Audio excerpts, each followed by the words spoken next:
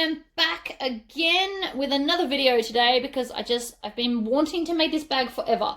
So this is my Vixen pattern again, but I've added some stuff. So in this video, I show you how to do piping, start to finish. And I've also, because people were complaining there wasn't enough pockets, so I've added 2 side pockets on the outside.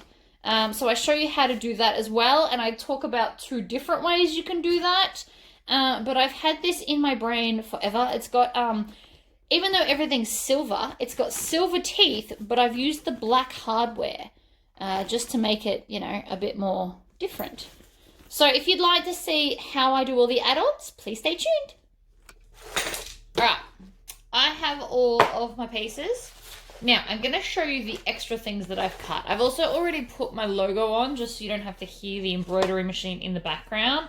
But when I'm making these off camera, that's the first thing I do, and then I start sewing so that it's ready by the time I'm up to it.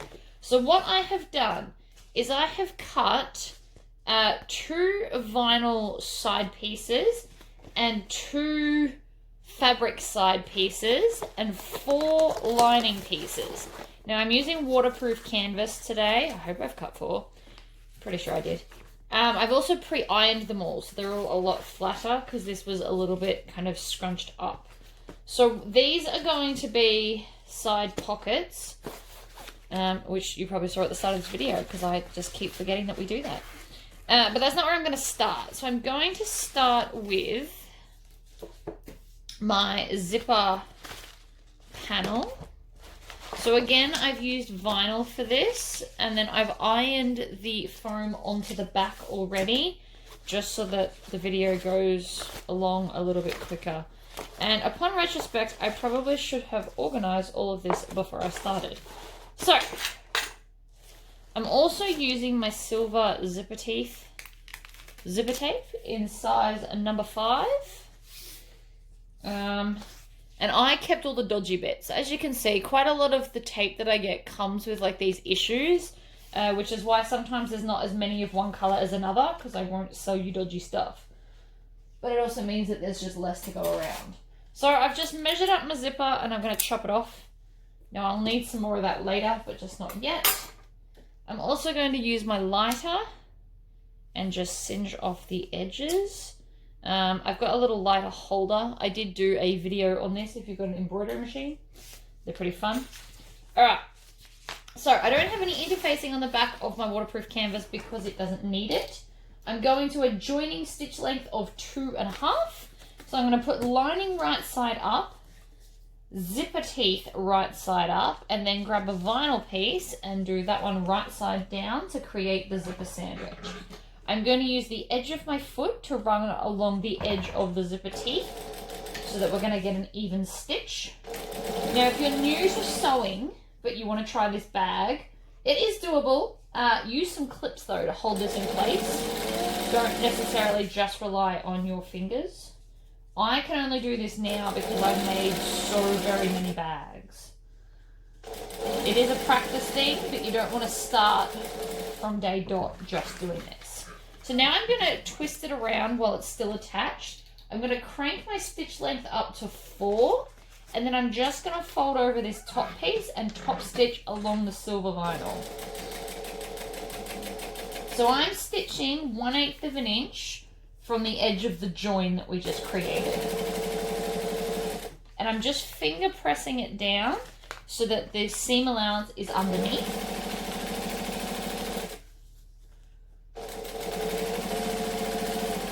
And then we're going to back stitch and pull it out, trim off those tails. You want to try and get as many tails as you go. It's like cleaning your sewing room. If you clean it as you go, there's not a big mess at the end. Alright, so I'm just going to finger press that away, and that's one side done. So we go back to a joining stitch length, and then again we're going to grab our lining and put it right side up. So this color that I'm using right now is grey in the waterproof canvas, and this is a silver. It's kind of got like a bit of a metallicness to it in the vinyl. I've started putting savings away so that I can put vinyl on my website, but I need to do a really big order straight up. So bear with me. I will start having all these fun vinyls available to you all. I'm going to do them in 1/2 meter pieces. But from a meter, I can usually get about three bags, just depending on obviously what bags. Alright, so we're going to back stitch at the end, crank it up to a size 4 stitch length, pivot it around, but I'm not cutting it off because that just creates more tails that I have to deal with. And there's no harm in leaving it on. I usually don't necessarily back stitch when it's joined, but if you cut that off, if you didn't like the twist thing that I did, make sure that you back stitch to lock the stitches in.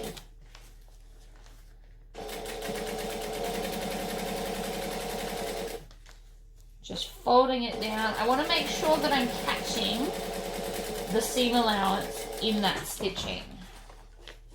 And then trim there, and that trims my tails off. Push them in the bin. And so now this is what I've got. Now, even though I'm using silver zipper teeth, I'm going to be putting black zippers on because it's kind of the aesthetic of the bag. It's very black and silver. So I thought I'd do both. There's no reason that you can't put a different color zipper on metal colored zipper teeth. It's your bag, do what you want.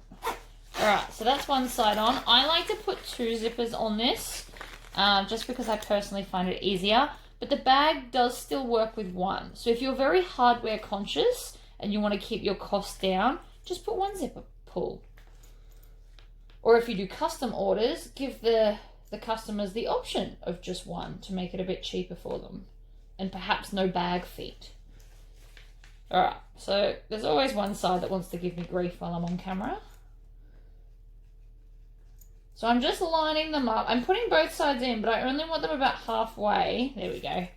And then I fold it around my finger and pull down. Now always join your zip to make sure that there's no like weird bubbles out one side. If there is, you'll just need to go back and adjust. So that is now that bit done, and I kind of like the look of the black on the silver. Anyway, I'm going to pop that aside. I'm going to take 2 of my side linings and my fabric pieces so that I can make them now. Where are they? You'll also notice I'm not doing it in the order of the pattern. I usually never do. I write them in an order that makes sense. I try and go front to back, top to bottom, in to out. I have so many pieces going on here. Oops, that one just fell in the bin. Alright, so we're clearly not doing that yet because I can't see where the other ones are.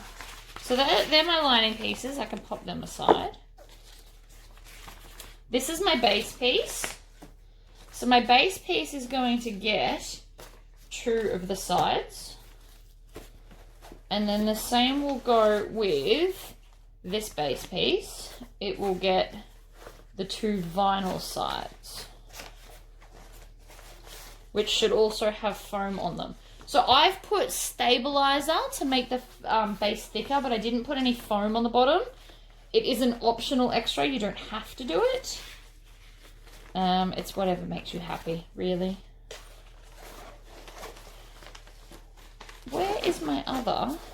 You know what? I'll just find it in a minute. Alright, back down to joining stitch length. So this is the base of the lining, and then these are the 2 sides. So I'm going to join all of this together. And again, if you need to, use some clips. Don't use pins on your waterproof canvas because you're essentially punching holes and so making it less waterproof. It's obviously not waterproof at the seam anyway, but if you're adding holes, they're not going to disappear like they would in a fabric, like a quilting cotton. You're just going to see a hole. So we're going to do both of these. Now again, normally I would chain sew this, and I get like lots of pieces going on at once, but I find that that's probably too hard for you all to follow. But I will do a speed sew of this bag because I love this bag.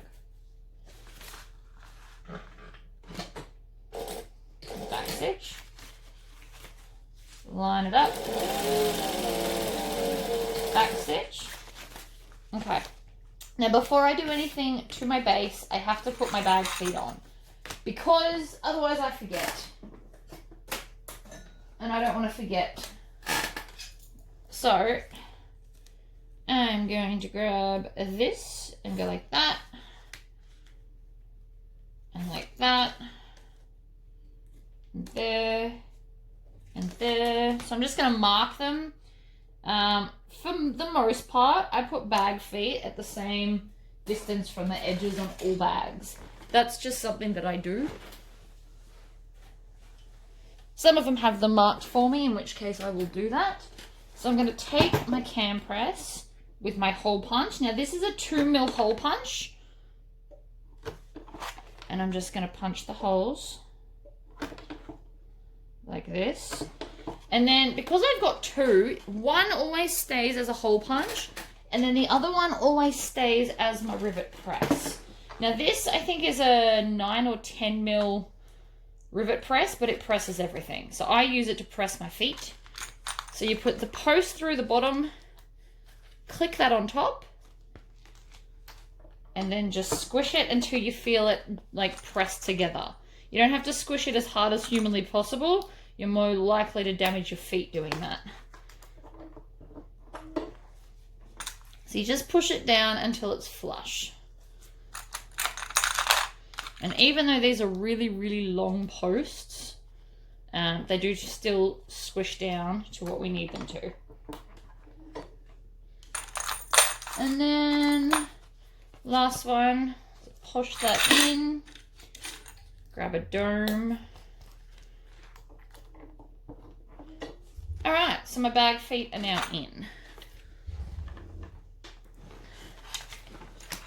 So I'm going to take my vinyl and I'm going to attach it here. Now I'm going to use clips because the feet are now basically in the way. But if I didn't put them on now, I would forget. I get kind of caught up in all the sewing and forget to do some of the hardware stuff. So it is important to take a minute to put them in when you need to. I quite often also forget to put zipper pulls on if I'm racing. If I'm racing through, I do forget stuff, which is not ideal. So now we're going to do what we did before, and that doesn't live there. And I'm going to fold this seam allowance towards the base. So I want it on the base side. And I'm going to crank my stitch length up to 4. And I'm going to stitch 1/4 inch from this seam along the base. And that's going to hold that down flatter. It's also going to give like a nice added detail of stitching, which is why we crank it all the way up to do a decorative stitch line. And that way, I also, by doing it like that, I had less tails that I had to cut. Now normally I would do this one, then this one, then this one, then this one. But might be a bit much today. But what I am looking for, there it is my other piece. Now because this isn't a printed vinyl, it's not directional, so I don't need to worry about that. But if you've got printed sides, think about which one's the top and the bottom and put them on accordingly. So I'm back to a joining stitch length. I'm gonna run out of thread. That's what I'm gonna do.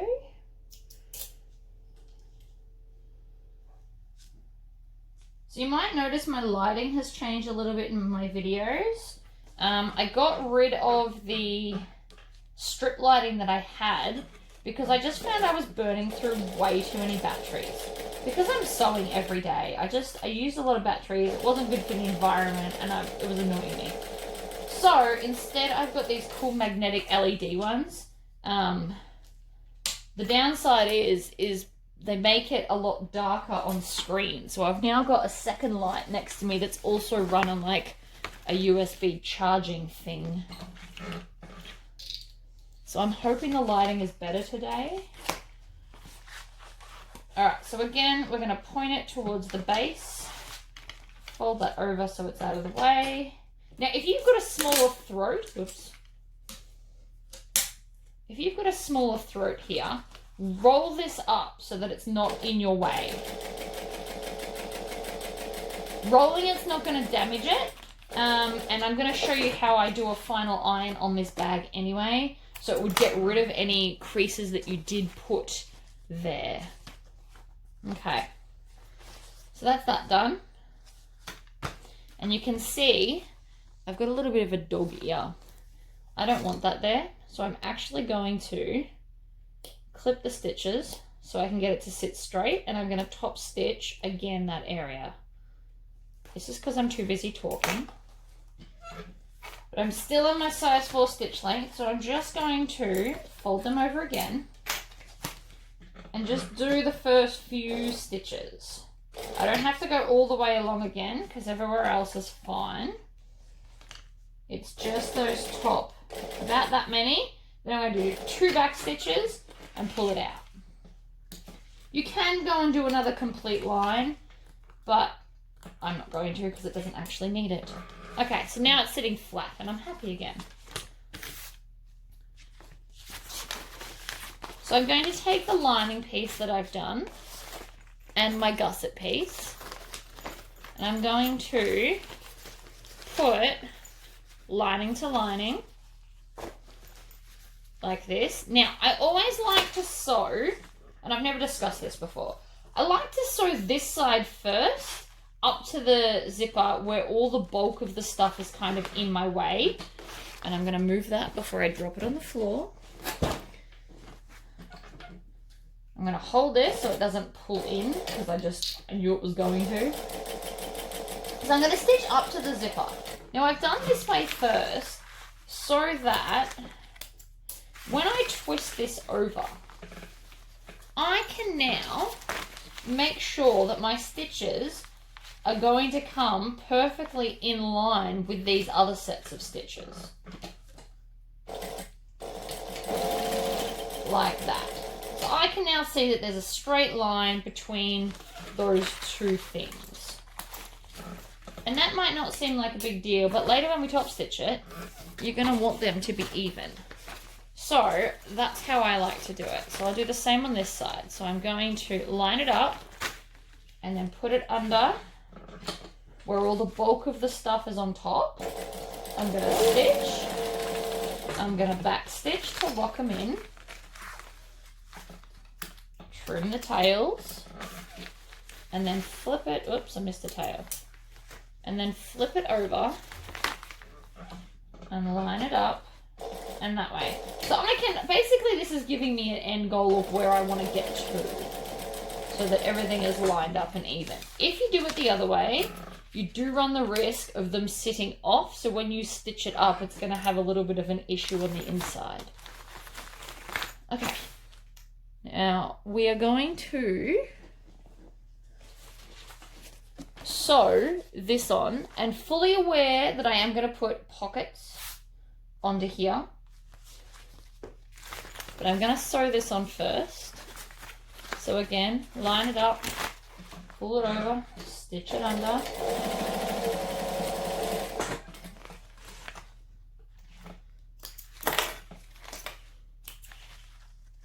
Trim off the tails so that they're not in the way later. Pull all the stuff out of the way, line it up, go again. Oops. Now, if you wanted to, on this bag, you could add some D-rings in between here, so that you would have another place to anchor a shoulder strap. I didn't put them in because I liked the smooth lines, but you definitely could put some D-rings slotted in here, like I do with a lot of the patterns.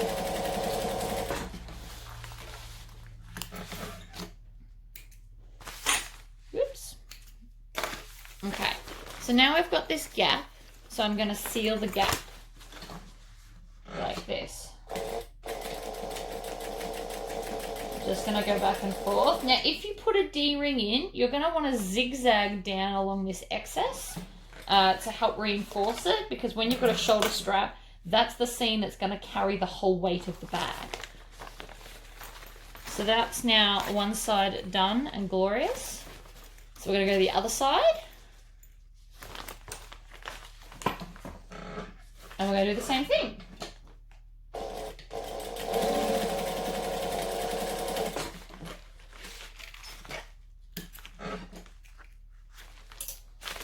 I'm also going to work on the squeak from my knee lift.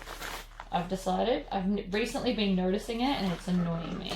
So I'm going to get hubby to have a look at it so it stops doing it. Okay, trim the tails. Lay both of these flat like that.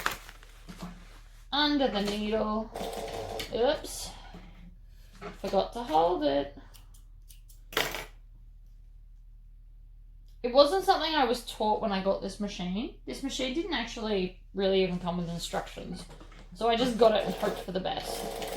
So I have picked up some bad habits along the way. Not even going to lie about that.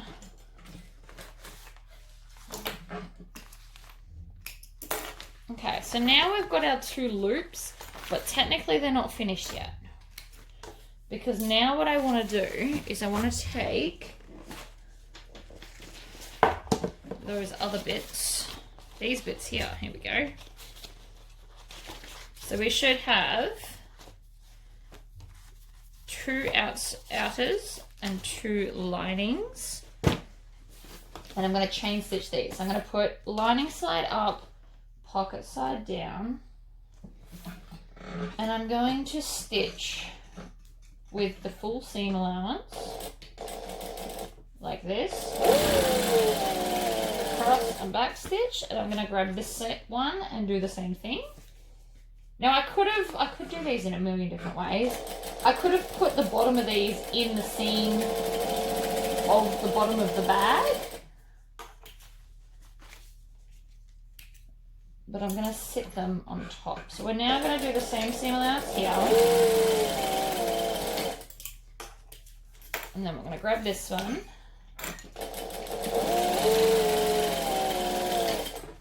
Like this. And so now when we turn this through,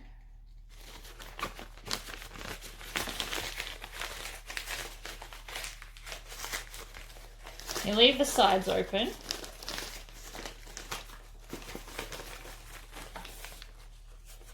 And this is probably going to need a little bit of an iron. So you pick whichever side's the top. So I've got more skulls facing up this way. So this one's going to be my top. And I'm going to top stitch 1/8 of an inch along that top edge. And then I'm going to cut this one off and flip this one as well. So this is chain stitching at its finest. Because I hate tails. I've got to trim them all. Okay, so we're going to flatten that out and we're going to top stitch this one as well. And then we're going to take the first one and we're going to take, now this is going to be a bit tricky to show you, I think. I'm going to take this and line it up along the top there. And so this should then fit quite nicely in between there. And I'm going to come and top stitch along the bottom here. So again, it possibly is easier if you just want to add it straight into that bottom seam, but I didn't.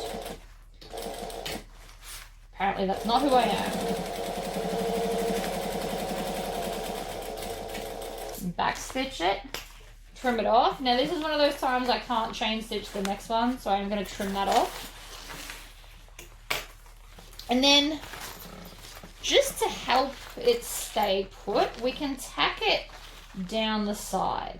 So I'm just going to do a really small basting down the side. So I'm using 1/8 of an inch seam allowance so that we won't see these stitches later, but when we're joining the bag it's going to be easier because it's now one piece and not several.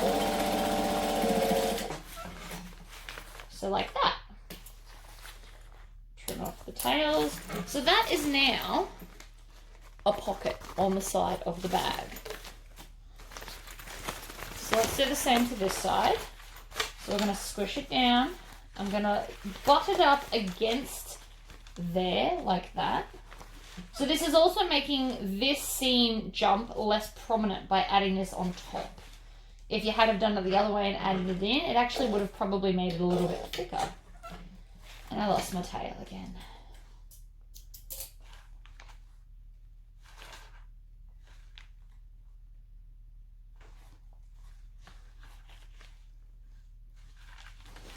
I can do another video. If you're confused about the other way to do this pocket, I can do another video. Alright, so stitch along the bottom. I'm going to back stitch. And then while I'm here, I can actually just sew up the side. Again, one less tail to cut. Trim it there. While we're already in here, we're going to come across to the other side and then just stitch down that side. So it's basted in place and we've now just got one piece. Okay.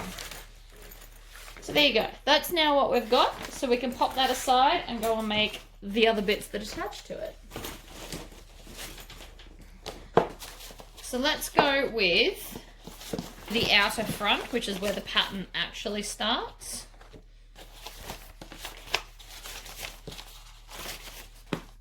One and two.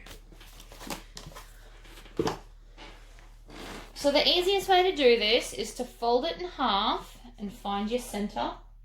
The center of everything is always the easiest way to go. And I'm going to do the same with the bottom because we're going to need that later, so I may as well just do it now and get it done with. While I'm trimming. I don't like to trim with snips. I have cut myself one too many times. So I'm going to fold this in half, find the center. I'm also going to find the center top because again, we're going to need that later when we're joining this piece. And if you can hear a slight ticking in the background, I apologize, but it's my heat press. It does a ticking noise when it's hot enough. Okay. Take all my little bits, throw them in the bin. It's very, very handy having my bin at the very end of this table because I can literally just push stuff off and it goes straight into the bin. Okay. Scully, black Scully, which is quite matching today. So what we want to do is, this is the way we're going to sit it, but I didn't want a raw edge here. So we put right sides together and clip it in the center. And then you want to clip, you want 3 clips here so that it doesn't move, because it will move. Then I'm going to come to the end and line the end up because it matches. I actually manually drew these out on paper and then scanned them into the computer to make sure that they were going to be 100% perfect. So we put lots of clips because it is a curve and it's going lots of places. If you don't have the clips, it's likely to shift on you, which is not what we want. So I'm going to line this bit up and then there. And then, see how it all just, it works. It doesn't look like it will when it's all wonky, but it does fit. So, I'm going to start at the end. I'm going to stitch. I'm going to back stitch. And then we're just going to sew along the curve.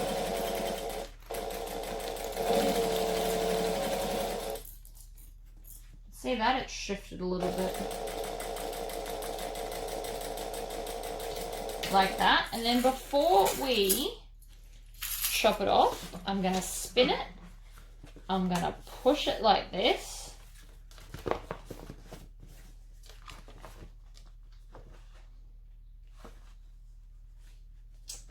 Alright, so I've missed a bit. My clip moved. See here? Right there. So I'm going to go from this side.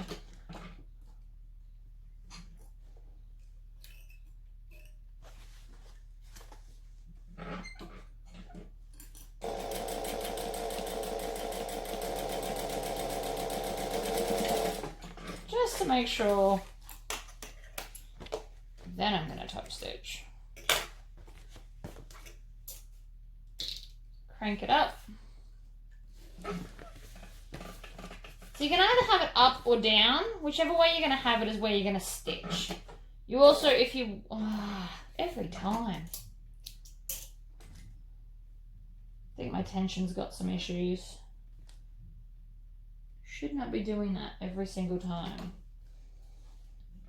Alright, so I'm going to stitch underneath, but you could also stitch it up.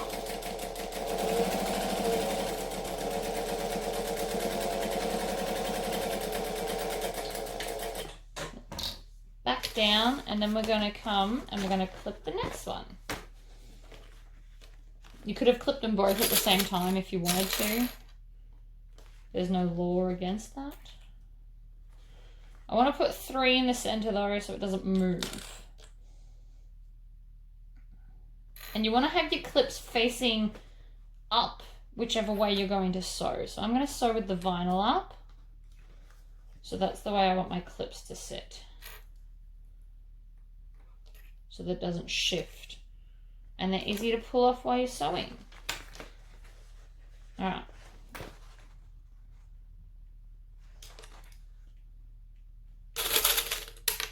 More clips. Just dropped one. That's pretty standard.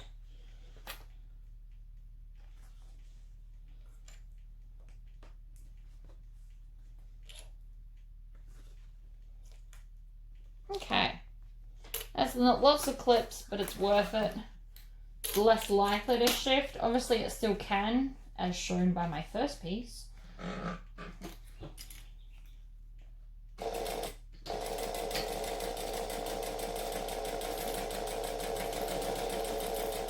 If you're going to stop, you want to stop with your needle down.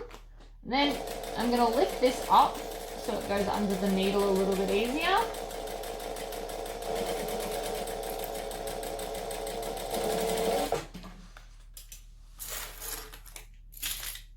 Put my clips away, trim that. Then we're going to pivot, pull this down, crank the stitch length up, and then top stitch along this bottom bit. So I've chosen to push my vinyl so the vinyl's going to sit flatter, but you can push it the other way and then stitch along the vinyl if you prefer. And then back stitch. So now I need to go to the heat press. So what I'm going to do, I'll show you what I'm going to do with the heat press. I'm going to put this down on a piece of baking paper, and then I'm going to line up this into the center like so, and then I will put another piece of baking paper down and squish it so that it's going to iron onto the back. I'm making sure that this is facing down so that I don't damage my vinyl at all. Okay, so I'll be back in a minute. That is now all ironed on, and it's cooled down because I didn't want to come back. I also forgot to mention, if you don't have a heat press, you 100% still can make this bag. You will just have to hold the iron for, depending on how hot your iron gets, 10 to 15 seconds, and then move it across and move it across. So it will just take a little bit longer, but it's totally doable without a heat press. I just love the heat press because it's quicker. Alright, so I've put double-sided tape on like everything that needs it. So these are my strap connectors. So I'm going to fold both sides into the center. Now this is pretty good in the way of thickness and the fact that it will stay. And I do like that about this. So then I'm going to take one of my square rings and put it 1 inch down and fold it over, and I'm going to put 2 clips on it so it stays still while I do the rest. So because I know that this vinyl shouldn't lift because it hasn't in the past, it sticks pretty well to the double-sided tape. I'm just going to do all 4 of them so it's a little bit quicker. So then again, put the ring on. Now these square rings don't have a center join. I don't actually know where the join is. They hit it very, very well. So therefore it doesn't matter which way I put it on.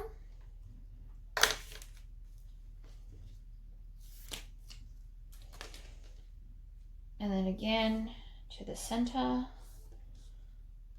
So you can either do one side at a time or do them both together. There's no right or wrong way. I, as you can see, naturally just flick between whatever I'm feeling.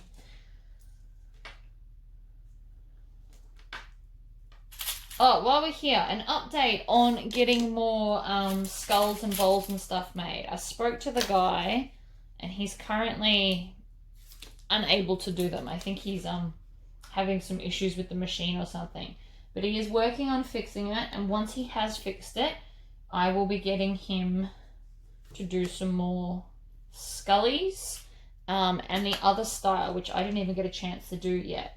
So the Diamante kind of ones that holds all my pens. They'd be no good for clips, but they are a great pen and makeup brush holder. So I will be getting more. I just have to wait. Okay. So now that they've all stuck, and I've already found my center from earlier, I'm going to take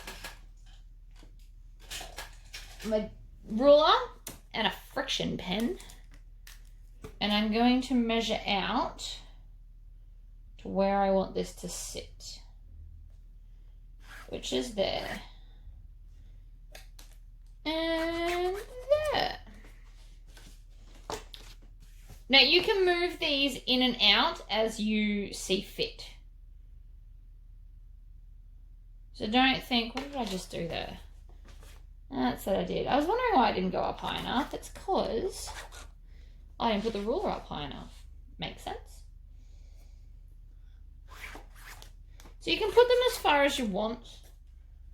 The pattern does have a recommendation, but you don't have to listen to it. It is only a recommendation. You can put your straps all the way out to the side if you wanted to, especially if you were going to do like an embroidered center. That would be a really good way to get it to fit. Alright, so we are up on a size 4 stitch length right now. So I am going to stitch. I'm going to turn my machine back on. That'll definitely help. I'm also going to hold these so that they don't come out on me. We're going to stitch and we're going to back stitch. Now, if you don't think that you can hold this straight, put some double-sided tape on the back.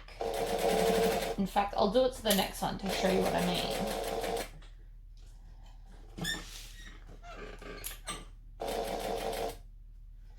One more, needle down. Always needle down to pivot, that way you don't lose your spot and it doesn't slip out of place. Now I like to chain sew these, so off camera I will quite often grab the next one and just stick it straight under and off we go, because it saves on tails and thread and time and stuff. So now that we're going to pivot, I can trim it off and pop it over there out of the way. Always try and put your clips away as you go as well. It's nice to have a clean work table. Even if your floor's a mess, don't worry about the floor. We're not down there at the moment. But by chain stitching these, it does save a little bit of time. And I'm clearly having less issues with my thread retracting because I don't chop it off. So for me, it's definitely faster. And across, needle down.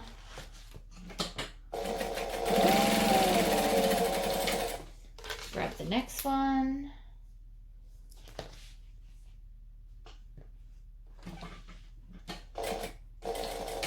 Back stitch.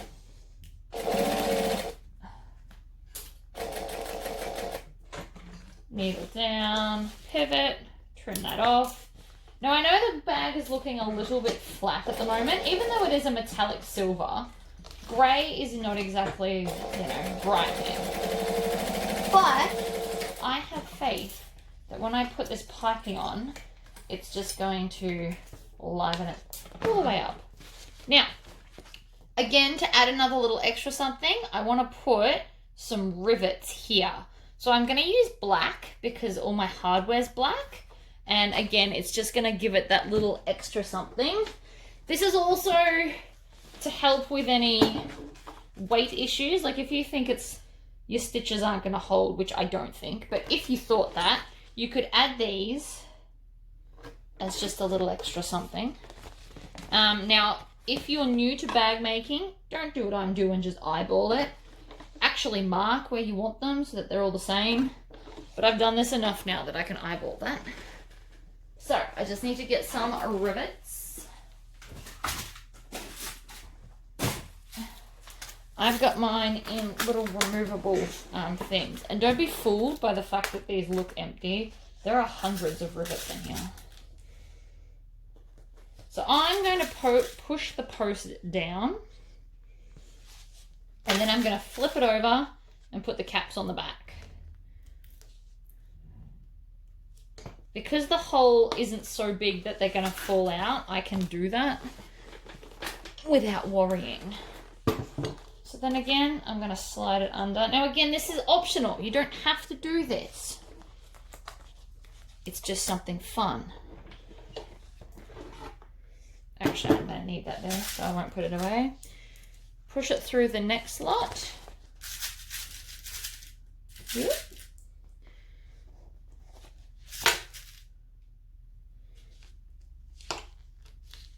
See, when I push it against the thing, you can actually hear it click together. That's what you want, because it means it won't move while you try and do this. And then just put them in and squish them. I could also just add them all the way down if I wanted it to look like super, almost like rivets, but we're not doing that. Okay.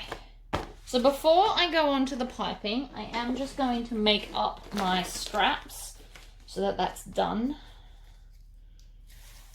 In fact, I might do the piping very, very last so I don't have to keep switching between feet. I'll only have to do it the once. So I'm going to make the straps and then I'm going to make all of the lining and then I'll make the piping and then attach the outsides to the bag. And that way I don't have to switch back and forth with my foot. Because again, I like to be time saving.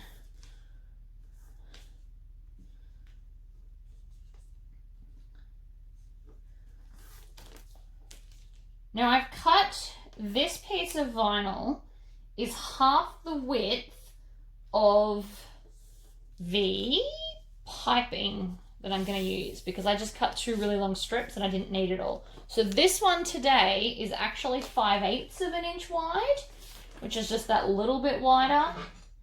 But again, I just want to elate the bag with a little bit of sparkle.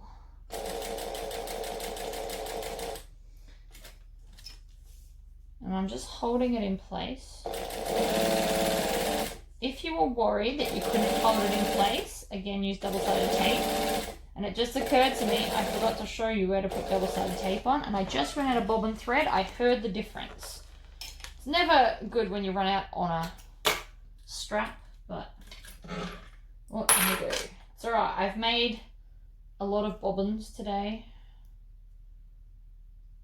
because I'm trying not to pause the video as often so that you see the full everything.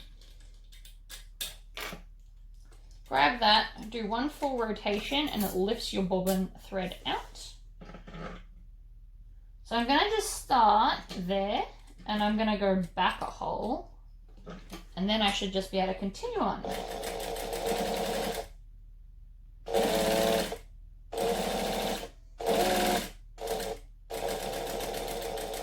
And you can make your straps however you want.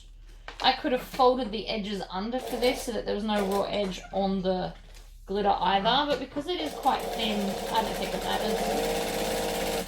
Now before I get back here, I'm going to chop off this tail so that I don't accidentally stitch it into the other side.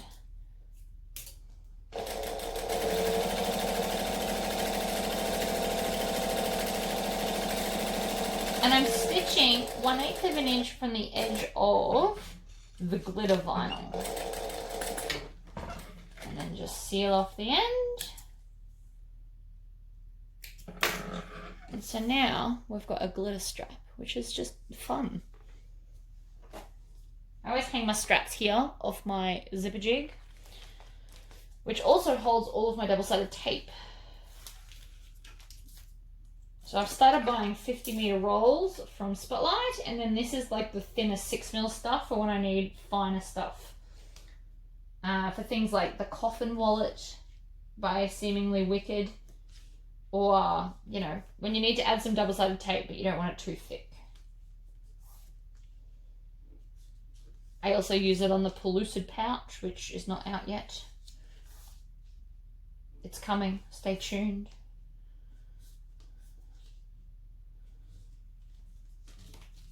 Alright, flip it over. Continue joining it to the center.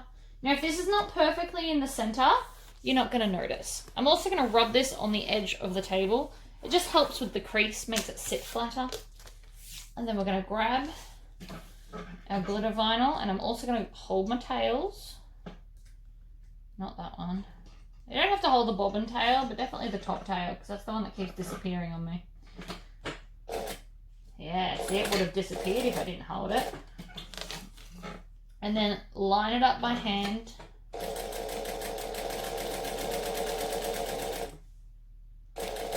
Now this actually slips around a lot less than fabric does, which is nice.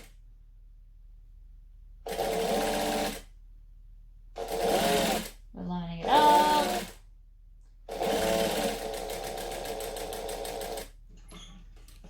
And then we're twisting. Needle down, pivot again.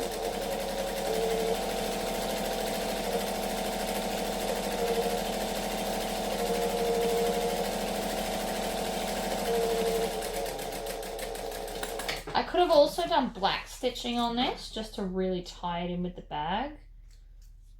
That would have looked nice as well. But when you're doing stitching that doesn't match, you want to really make sure that you're doing it straight or it's super, super noticeable. Alright, straps are done. That needs piping, so we're going to sit it there. We're going to delve into here and we're going to grab out. So this is my slip lining, which is the same shape as the outside. Obviously, if you really want to, you could just do a square, but I thought it was a bit fun. So back down to a joining stitch length, which again for me is 2.5. And I'm going to put one right side up and one right side down. You may not be able to tell the difference on camera, but there is one. In saying that, I could have used this all with the lining shiny silver. Would have still been cool. It's just I didn't want to.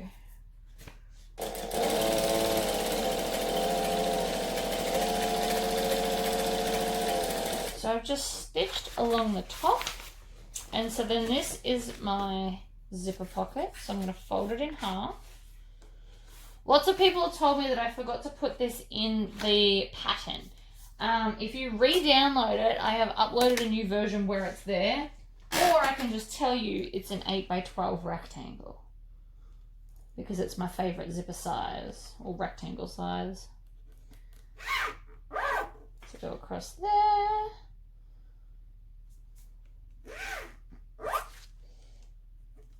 I've actually done a full 1/2 inch because I kind of want to see some more of the zipper tape on the inside.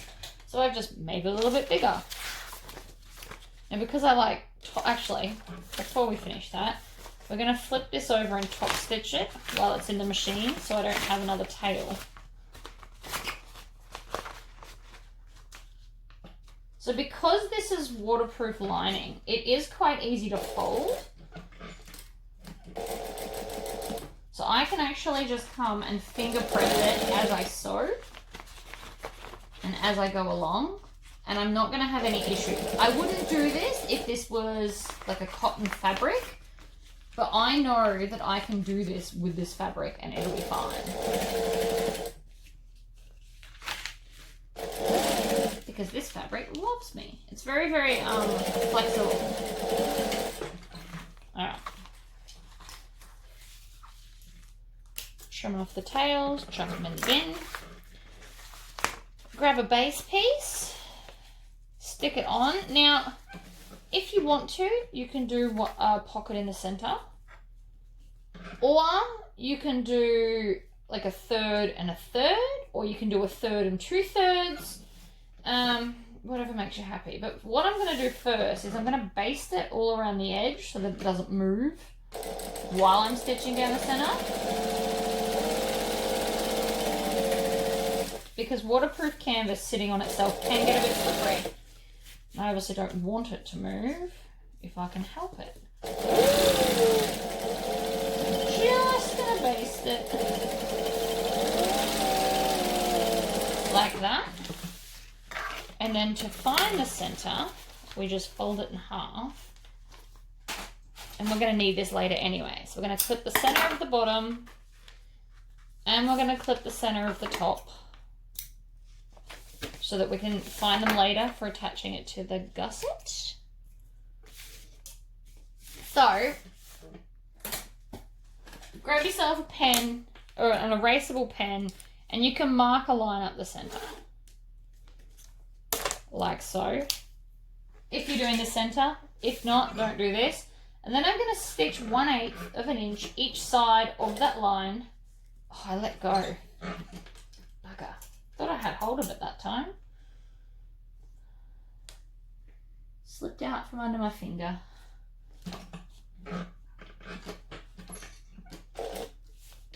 Back stitch. So I'm stitching up. I'm going to go across. Probably 2 stitches till I'm 1/8 of an inch the other side, or 1/4 of an inch from the one I just stitched. You can look at it however you like. And then back stitch.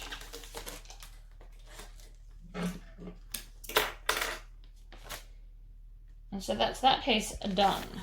So you can just get a damp cloth and wipe that off, or shoot it with a shot of steam, or however you normally get rid of those marks, but we're going to do that later. Because I'm going to iron the inside of the bag. So we can do it then. Now it's easy to find the center of this when there's no pocket in it. That's why I'm doing it now. You could also find the center of everything at the start of this if you wanted to. Now, there is a measurement as to how far off the base you need this to be. But I know it, it's my bag, and I can eyeball it pretty well. Because if you have it too high, then all of this will be in the seam, which you don't want. And if you have it too low, then it sits too low in the bag, it's like a weird spot. So I have given you the measurement, but I gave you that measurement because that's what I eyeball every time. Every time I measure it, that's what I've done. So we're going to stitch around the rectangle. Now again, you'll notice mine's a little bit thicker today than normal because I want to see more of the zipper tape. It's going to give a nice contrast inside the bag where everything's silver. Another way to counterbalance the all silver lining is I could have used a piece of this fabric for the outside part of the slip pocket. Okay, so now we're going to fold this in half. Make a little cut, and then we put the scissors in and we're going to cut out towards the edge, and whatever that is, that's about, I don't know, about between 1/2 and 1 inch away from the edge, we're going to triangle out these corners.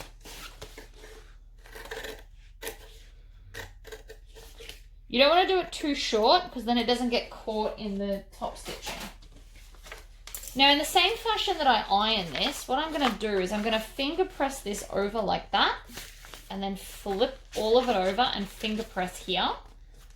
Then I'm going to push this through. So when I'm ironing it, that's how I would iron it, because you'll find you'll get a nicer sitting, flatter seam when you turn it through, and then you just would iron it again. But because this is waterproof canvas, it finger presses beautifully. Once I finally get through all my stash, I think all my bags will just be waterproof canvas linings. We're pretty close to that point. Now, we just need the zipper tape, which has magically fallen out of the tub of all my stuff. Amazing. Now, everything's creaking today. All right, I'm going to have to turn off the camera to go find the zipper tape. I found another piece because I just have lots of small pieces. This most likely had a fault, like right here. So I would have cut the fault out or measured whatever and then left the fault. And I keep the faulty bits because I just work around them.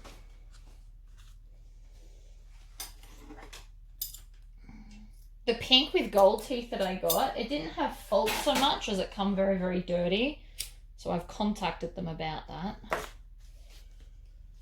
Alright, I'm going to roll this back up and put it in the drawer so I don't lose it for next time. See, that end had a fault too.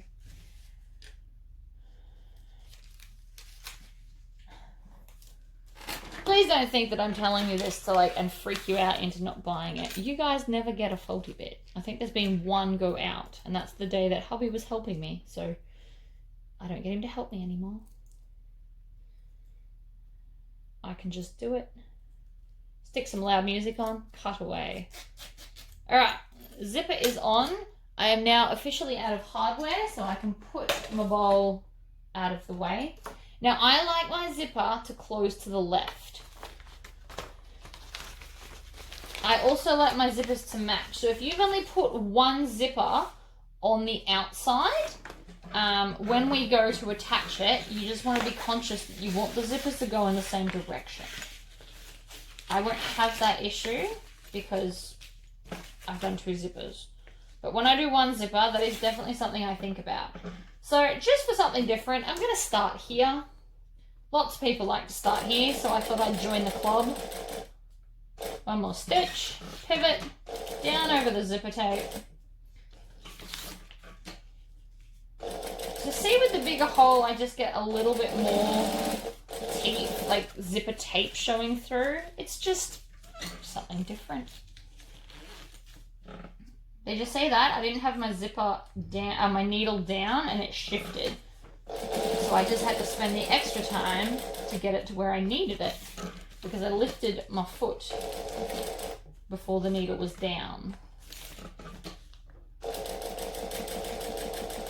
Now I'm going to stop here so that I can come and trim both sides of the tail off so that it doesn't get all caught up. Otherwise it makes a little bit of a mess. And then you've got to sit there and drag it out and fix it. And I only went over about 2 stitches and then back stitched so that it's very minimally noticeable. So while you know where it is, it's not super noticeable where the join is. So I'm going to fold the zipper pocket down. Now, a couple of things. I always just sew down the edge, but I have noticed a lot of people like to turn this edge up like that on both sides. So we're going to try it today.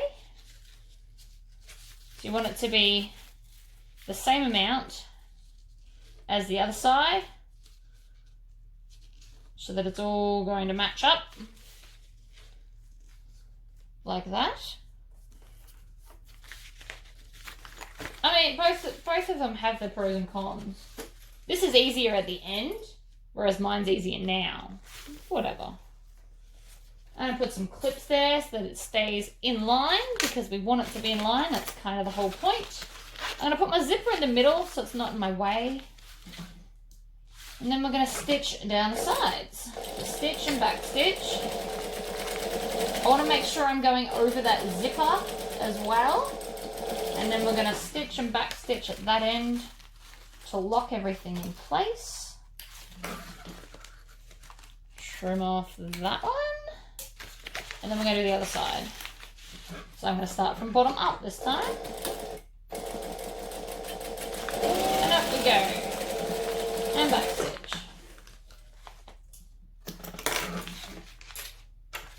I'm also sitting here right now thinking about how much I don't like sewing in jeans. Alright. I'm going to put these down back in the box, because we'll do them in a minute. So, we're going to start by attaching our lining pieces. Now again, this is where you need to think. If you've got one zipper, which side do you want your zipper on? I don't have that problem, but it is something that you might have. So you also need to find the center of the base piece.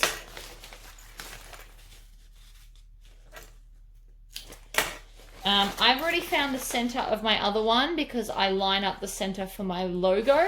So I already have my center notches for that one. And then we're going to do the same for the zipper part of the gusset. So I'm just going to pinch it out like this. Because I'm cutting vinyl, I'm getting my other scissors so I don't get myself. which is a very real thing. So I'm going to basically I'm lining up the seam and then pulling it out, because where that creases will be the center. And I just want to get a little bit of the lining like that. So now I've got my center notches everywhere. I'm going to zip my bag open because I'm not concerned that the zippers will fall off, because we've already sealed that now. And I'm going to take one of my lining pieces and put right sides together. And we're going to use a lot of clips. So I always put my clips facing the gusset piece, because that is the way I am going to sew it. Like this. And you can just work your way around. And then I'm going to come to the bottom and line my bottom up as well. This is why we center notched everything, because it just makes this part much, much easier. Now I want my seam allowance to face the base like I did with the outer piece. You may think it's going to make it bulky, but waterproof canvas is not bulky to begin with, so it's going to be fine. So now I've done the bottom, I'm going to come along and just clip it all around. So I want to make sure it's going to fit. I know it does, but you always just want to make sure that everything's lining up well. So I'm pushing this in to create the 3D shape to make sure that my curves are going to work. It's all about the 3D. I'm quite happy with that, but you just need to make sure. If you've done different seam allowances, that will fit slightly differently. So if you've done bigger seam allowances, you're going to get more of a pucker outside, like this. And if you've done less of a seam allowance, it's going to be a lot flatter, and you might have puckers in the other piece. Just something to think about. You can also make this bag with binding. I know everyone's scared of the B word, but the gym bag I'm currently mid-designing is going to have binding. So just be warned, binding is coming. It is your friend in many instances, especially with all the pockets I'm about to do. Binding is your friend. So see here how I've got this bubble? It's because I wasn't pushing it out properly. And see, now that I've pushed it out, the bubble's gone. I'm not saying the problems are in your head, they're in your hands, but they are usually fixable, and I didn't even have to go and adjust like a million clips. So now that we've done that, I'm going to take off these 3 at the bottom. Because this is the slip pocket, I want to leave this side open, and I'm actually going to turn my bag through the gap that I've just made. I never like to leave the opening on the same side as the zipper pocket. I find it's more difficult to pull into the bag.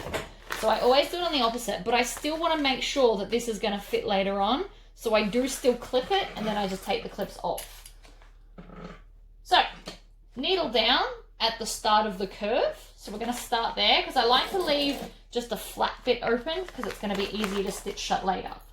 And then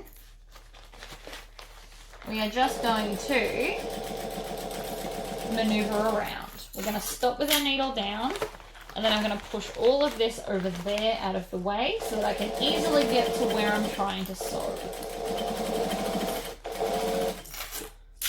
Needle down, readjust. Because in some places it looks like I'm going to have a pinch, but once I put my needle down and kind of readjust everything, and I know you can't see, sorry about that, you'll actually find that the pinches disappear. It's all just the angle that the bag is on. So you just want to make sure that you're repositioning and making sure this is all flat where you want to sew. And your pinches will usually just disappear because we've already made sure it fit when we clipped it. So we're back to the other side at the corner. So I'm back stitching.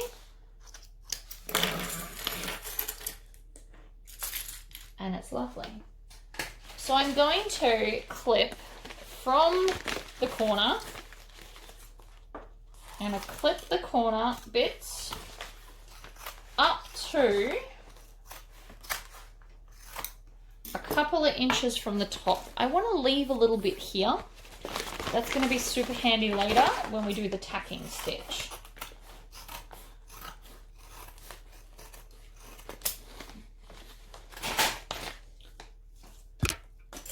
Alright, so that's one side in. You can always check it as well. So you have a look on the inside probably before you go clipping it.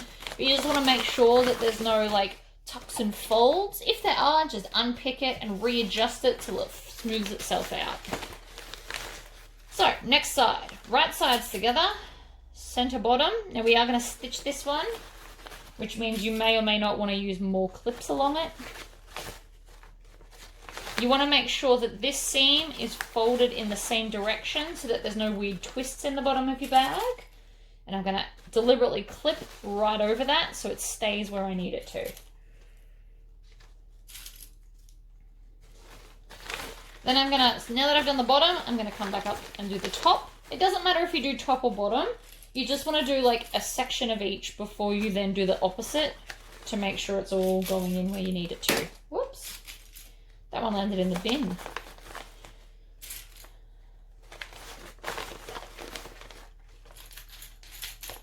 Doing this with the clips is actually a really good workout for my shoulders, apparently, because they're currently aching. Alright, so this side seam, you want to point towards the bottom. I forgot to mention that on the other side. You always want the seams to point down towards the bottom. It helps the bag sit nicer. It's just these little details. Okay, so I'm now taking this curve and I'm maneuvering the excess fabric and clipping it in. Now I always put lots of clips in curves compared to straights. That was probably overkill for the straight. I normally wouldn't do that many. See? 3D object, everything fits in nicely.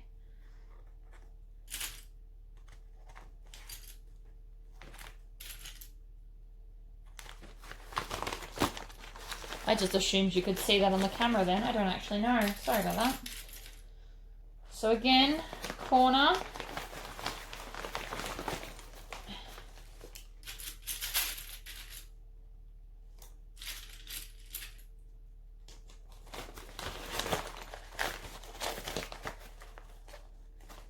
Everything's fitting.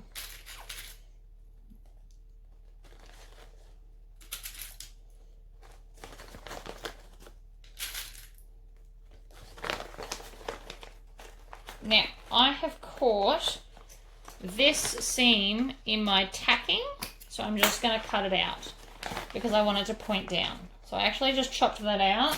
It was just 2 stitches, but I didn't want to unpull the stitches, so I just chopped off some of the excess fabric so that I can put it where I want it. That's something I forgot to mention. When I was putting on the side pockets, I just attached it a little bit, but it'll be fine. I'm going to chop it off in a minute anyway because it's going to be my seam excess. Alright, so I'm going to start from the bottom because I prefer to start on straights when I can.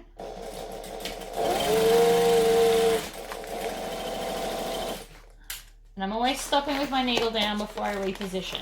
So I'm going to take this bit here and make it so it's exactly diagonally in because it's less likely to create pinches if it's sitting the way it wants to. Needle down, and then I'm going to pull the gusset piece over and continue stitching. Needle down before I reposition. Needle down.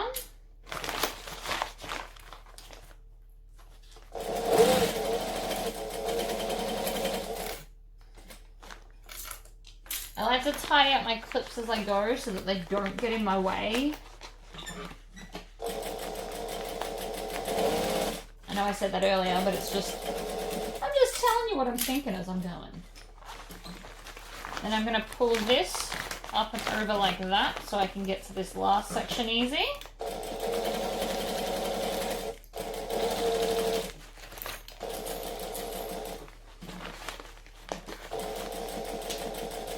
And when I get back to the start, I'm just going to backstitch. Just a little bit. Trim off any tails you can see. And then, I'm going to come in and I'm going to cut off most of the excess on the other side of my stitching. This is going to help the bag lining sit nicer inside your bag. And that's the top, so I'm going to stop there, chop that bit off, and then I'll start the other side of the top. So we're leaving that top bit so that I can base it to the outer bit so that your lining doesn't sag. There is reasons why I'm leaving it, I promise. And you want to chop off the excess at the bottom of the bag as well, because you want it to be able to tuck right into the corners, because then it'll sit nicer. Okay, we can pop this aside. I'm going to hang it on my cam press. And now we're going to do piping. So right before I take this foot off, I know that I need to attach these two pieces together because one piece is not long enough. I checked. So I'm going to put them like this and sew diagonally.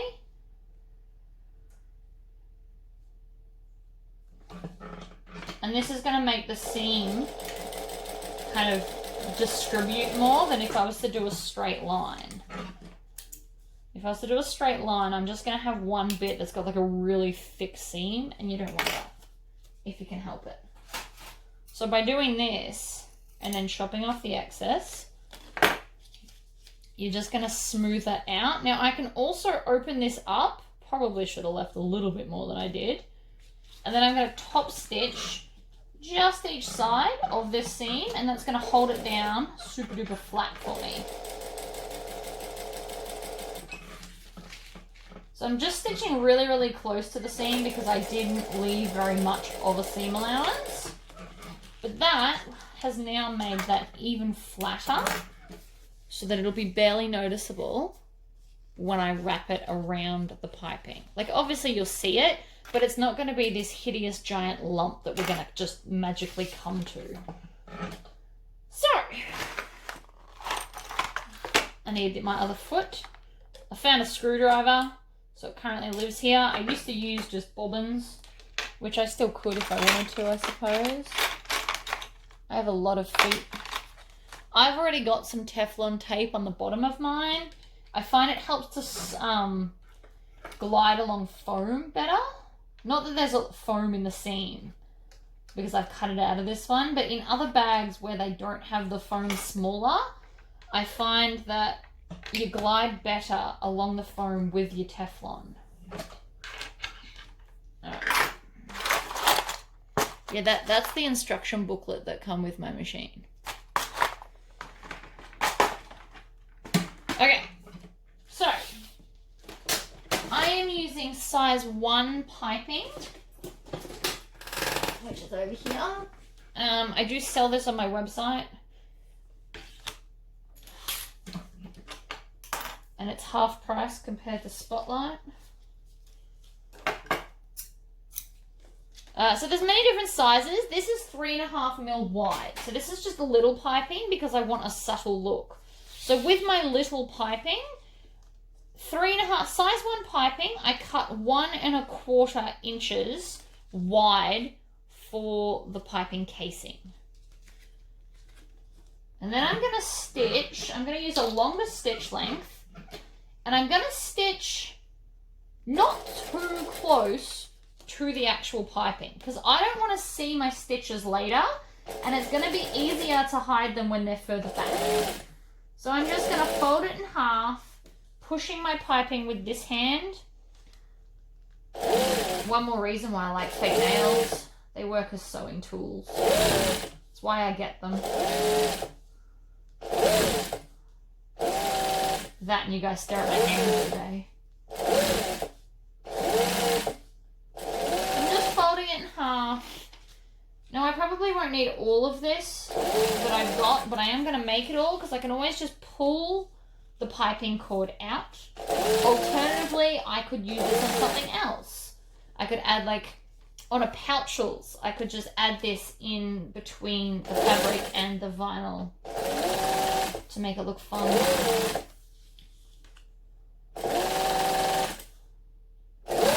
Now, because this is quite thin vinyl, I didn't cut it on the angle. But if you're using like thicker vinyl, you should cut it at least on a 70-degree angle to give yourself a bit of stretch around some curves.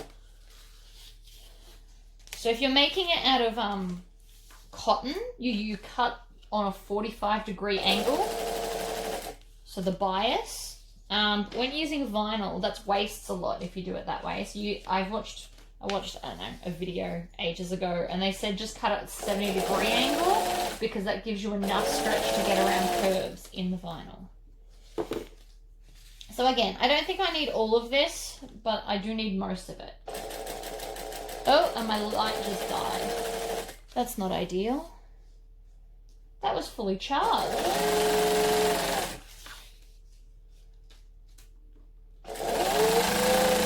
I'm going to keep doing this, and then I'm going to find another way to turn that light on. That really didn't last very long.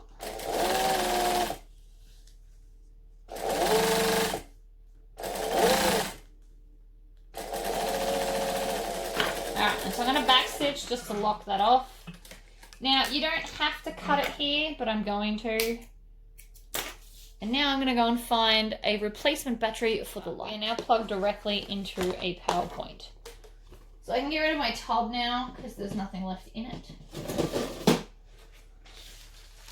Now I'm going to do a join on the vinyl because that's what I like. Some people just crisscross it over. I don't want to do that. So we are going to take a piece and I'm going to start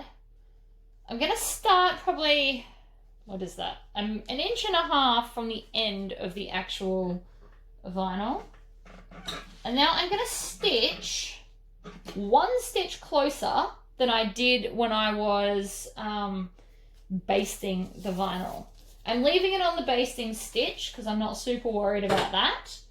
So I'm going to stitch, and I am going to back stitch because I don't want it to come off. That would suck a lot. Now, when I get to this bit here, I need to make some snips. In a perfect world, I would use my giant handled small red scissors, but looks like someone's borrowed them. So I'm just going to, no, that's not going to cut it.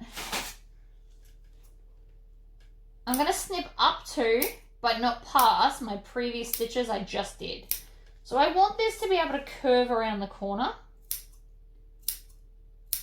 That's probably enough. So see now it will curve nicer.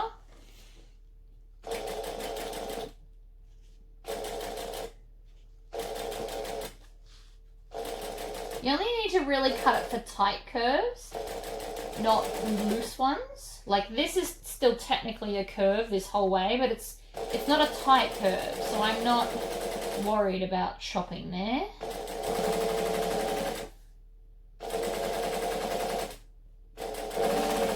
So I'm just maneuvering slowly, and you could clip this if you want to, but this is one of those times where I think you should learn to do it this way from the get-go. Because it could quite easily shift on you, so it won't necessarily work in your favour to clip it.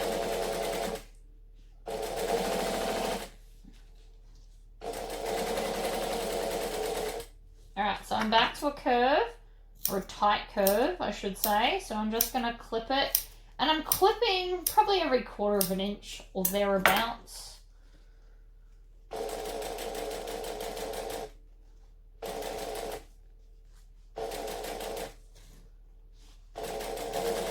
Right, so now what I want to do is I'm going to open up the first bit of this.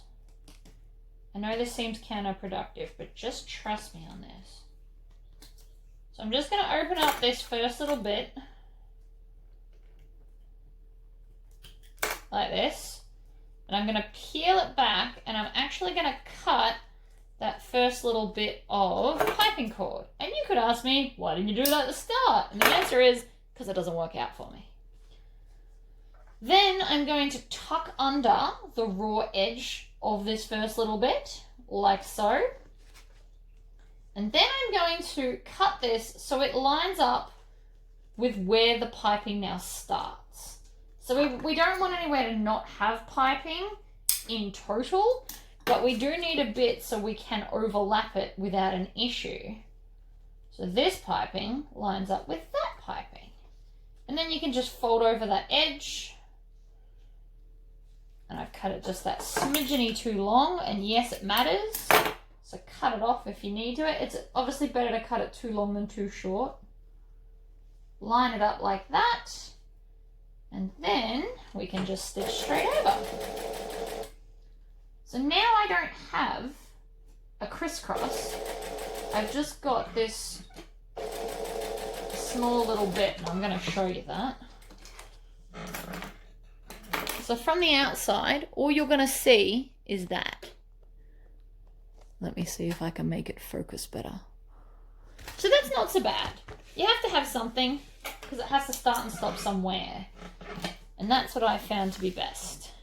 And there is our join, by the way, which you can barely see. Now I'm really, really hoping that I've got, oh yeah, I've got enough left. I just started at the other end, that's fine. So we're going to do the same again. So I'm going to leave about 1.5 inches. And then start from here. Stitch, back stitch. I'm going to do this one a little bit quicker because I don't necessarily have to explain it as thoroughly. So I'm going to clip. Doesn't matter if you clip too far. Just don't not clip enough. That's a whole new problem.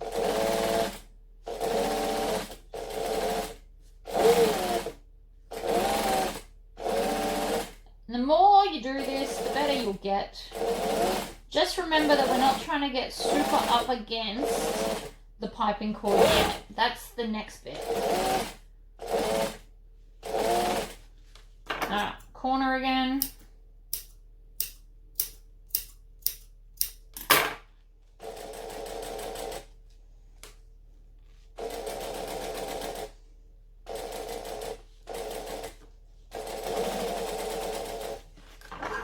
Then I'm going to unpick, and I only unpick about 1 inch-ish, maybe the 1.5 inches. You just need it to be flexible so you can get to it.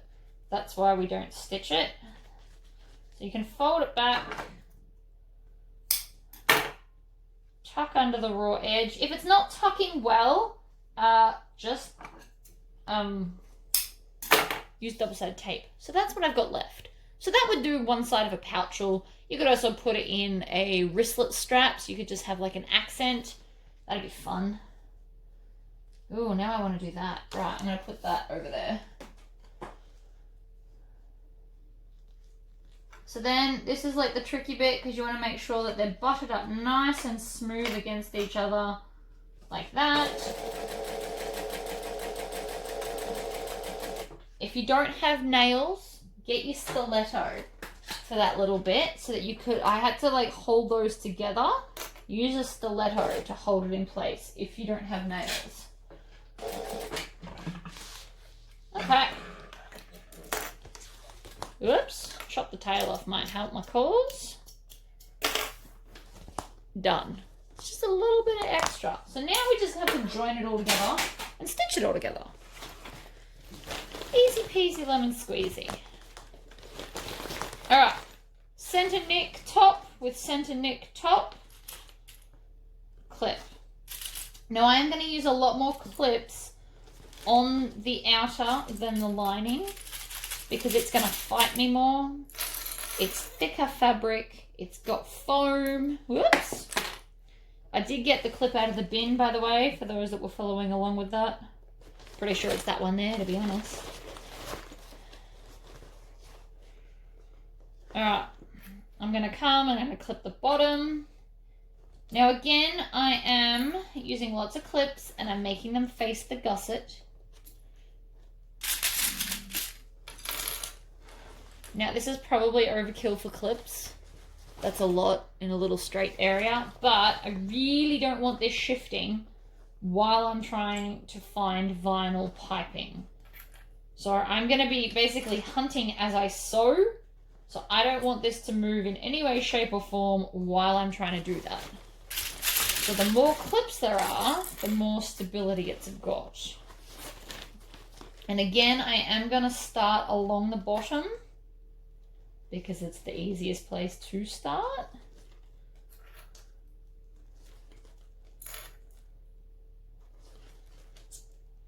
Flats are always easier. Now, if you come across any issues where you struggle, just skip them and come back to them. Like if you struggle with this little section here because it's too thick, stop the needle, come back, do the rest, and then come back and do it last. It's better to come back and have stop starts than it is to mess it up.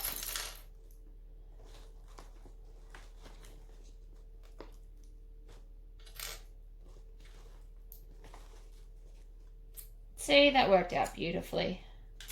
But my clips are also excessive because it's not going to shift when I stitch. So I can just concentrate on getting as close to the piping and not worry about what the bag's doing because it's got, you know, 50 clips in it. It's not going to do anything.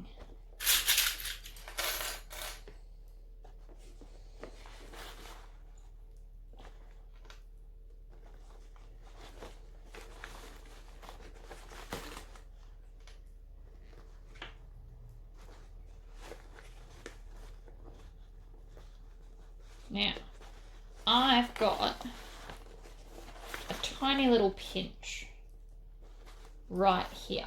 So I am just going to maneuver that down into the corner because I didn't do any corner shaping, and that's going to make it disappear.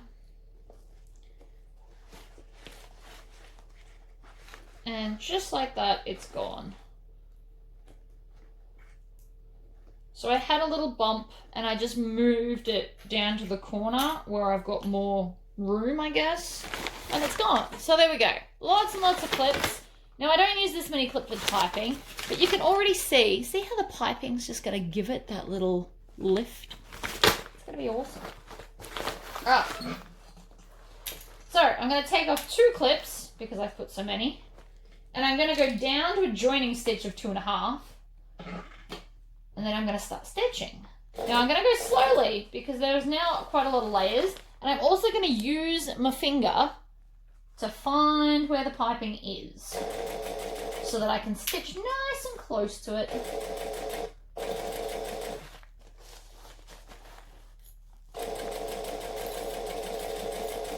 You also don't want to stitch over the piping because that's harder to fix. You're better off to get too far away than too close. Just as a little bit of a word of advice.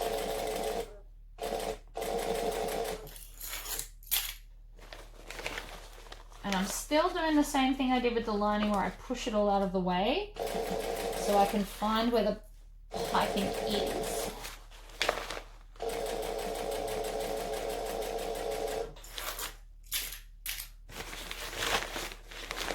Now again, here is quite bulky because it's got the seam allowance. So you want to go nice and slow so you don't wreck anything.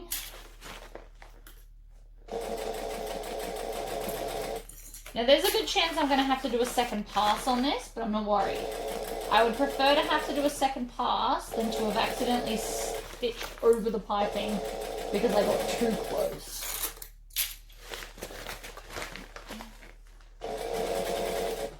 I'm not even going to like peek in and check it. I'm not worried.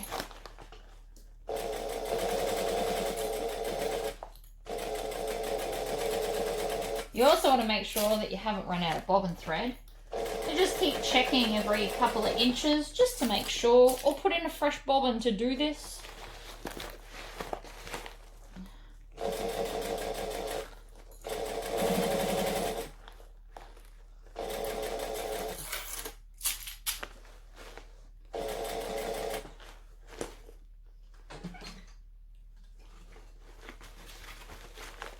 I need to maneuver that so it's not going to pinch there. like that, and then come on around, and then I'm back to the start, so I'm going to back stitch.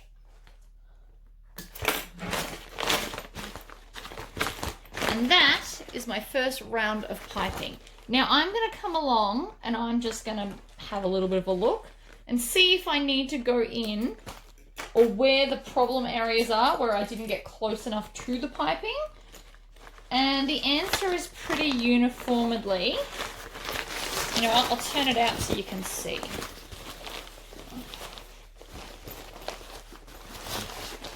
It's the best way to see anyway.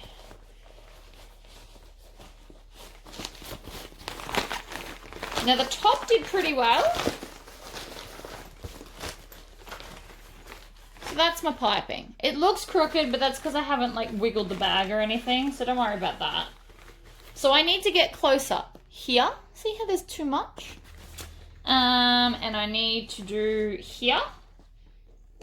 And a tiny bit here.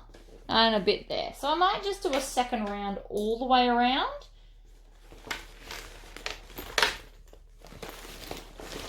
I never expect to get it my first go, and it doesn't bother me that I don't. I would prefer to be too far away than so close I ran over it and lost it. Now, as you can see, all this bending has lifted that, but we're going to iron it back on later, so don't stress about that either. Now, because it's all stitched on, I can actually start from wherever I want to now. So I'm going to start from right here.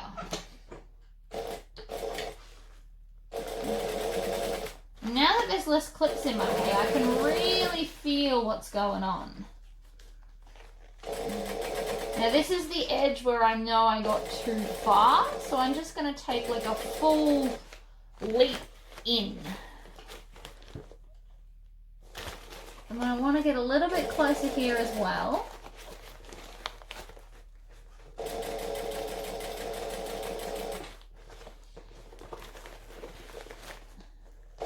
That corner was fine, and then I want to get a little bit closer along here. By a little bit closer, I mean like 1 stitch length closer.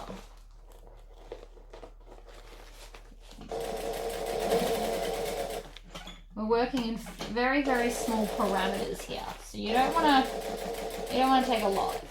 You'll wreck it. Just a little bit.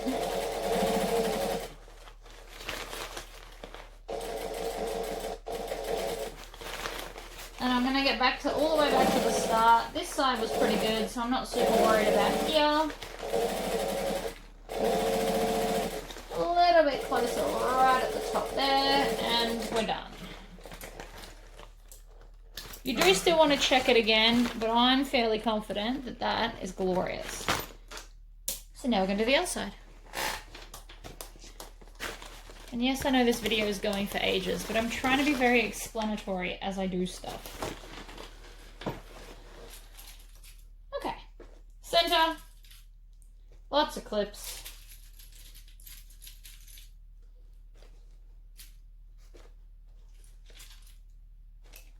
I've got 5 at the top. Now I'm going to come down to the bottom. So I'm going to just push all of that over there, out of the way. Now you'll notice I'm doing both sides of the piping because then I need to change my foot back so I can tack and baste the top bits. But I don't want to do that with my zipper foot. I want to do it with a normal foot. So I'll put that on soon.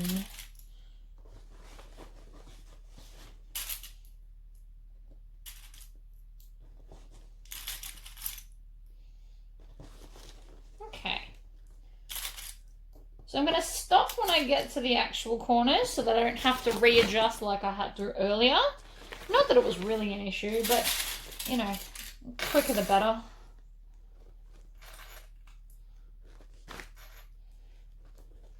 Now I could also do this piping quite well on my compound walking foot machine if I go and buy a piping foot for it, because it would definitely be able to drag all the layers through quite well.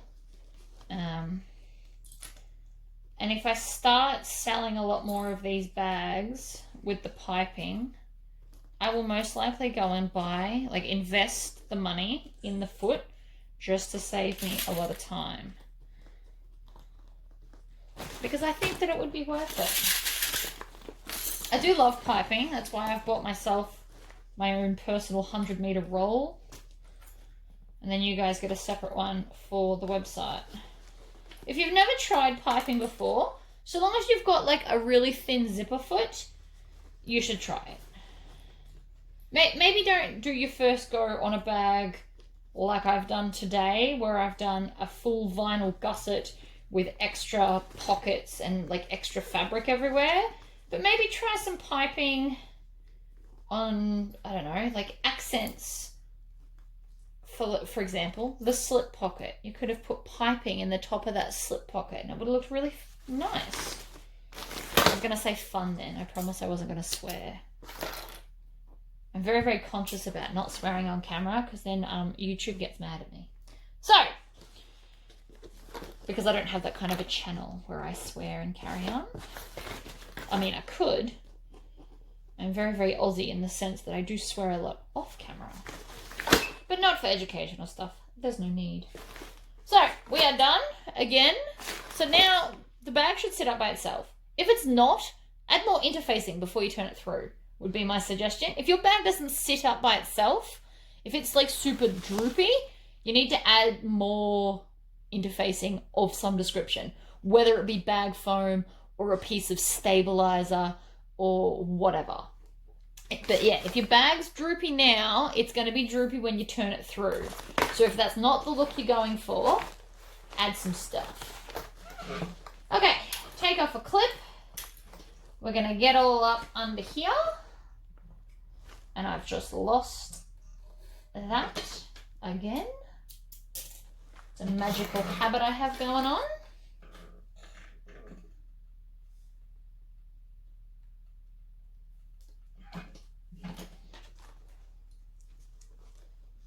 Alright, let's do this. In 20 years, when this machine finally dies, I am definitely going to buy myself a machine that has an automatic thread cutter, because then it makes sure that the thread is the right size for the next lot. So there you go. People that always ask about machines, get one with an auto thread cutter. It'll save you so much time because it won't leave the tail too short. Like I do every video. I don't do it deliberately. It's just one of those things I'm not thinking about. Now, as you can see, this foam is also lifted off, but again, I'm not worried because I will be ironing the inside of the bag, of which you guys are going to get to come and watch. If you stay tuned for that long in this video. That's probably a better sentence.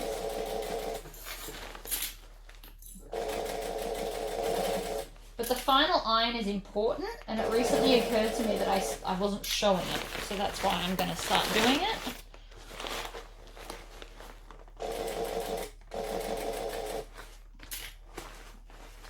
Because you want your bag to look the best it can look. Even if it's a gift or it's for yourself. You've put all the effort in to make it, you want it to look as amazing as possible. So the final iron is the difference between an okay bag and an amazing bag. And the Tory squish. That makes a huge difference.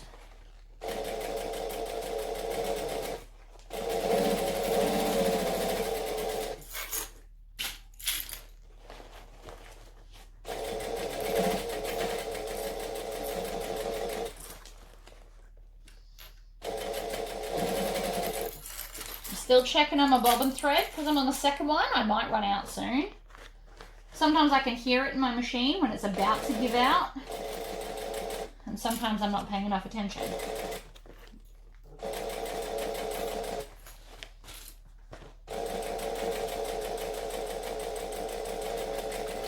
Alright.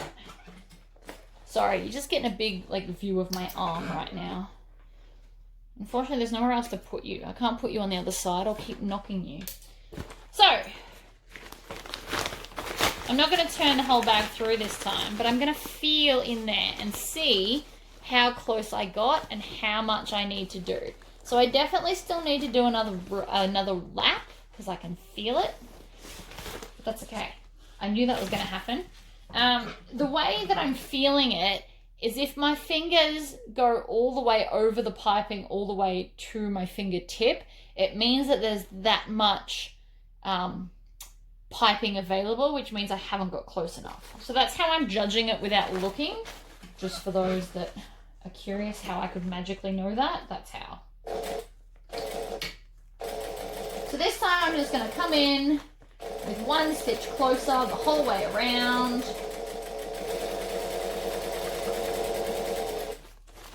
We're going to keep pushing the bag out of the way as we go. Now you can get zipper feet that face both directions. So if you were at all struggling doing it this way, you can get the foot where it's all on the other side.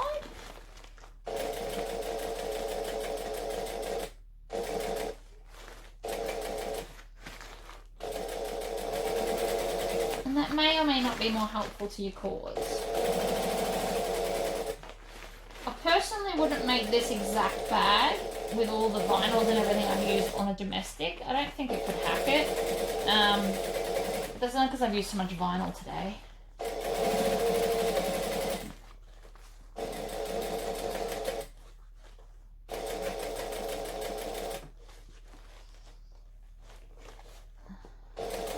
There's also a little bit of an arm workout. Okay, we are done. I'm going to peek in the bag, double check I'm happy. Yeah, that's much better. It's much tighter. So now I don't need this foot. We're going to switch back to our normal foot. I also don't even need a Teflon foot anymore. I could add a completely different foot. I have a truck ton of them. So I could do my super narrow foot. This is the foot my machine came with. I thought it was quite weird, but it holds a lot, so it's cool. I just like my Teflon because I know the next thing I'm doing off camera is more vinyl. Because I have a Dario by Trixis Design to make for one of my mates that lives down the road. So I need to get that done.